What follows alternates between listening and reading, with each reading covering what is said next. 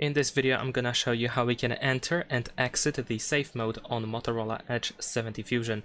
So first we need to open the power menu, which we can do, for example, by pressing the power button and volume up button at the same time. So if you press both buttons at once, you will open this power menu. And now you just want to press and hold your finger on the power off button, and then you will see this message, reboot to safe mode, and we need to confirm that we want to do that.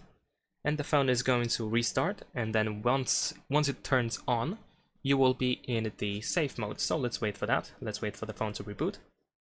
Alright, so once the phone turns on, as you can see here, we are indeed in the safe mode. The airplane mode is also automatically enabled, so keep that in mind. Now, if you want to exit the safe mode, you just have to reboot your phone.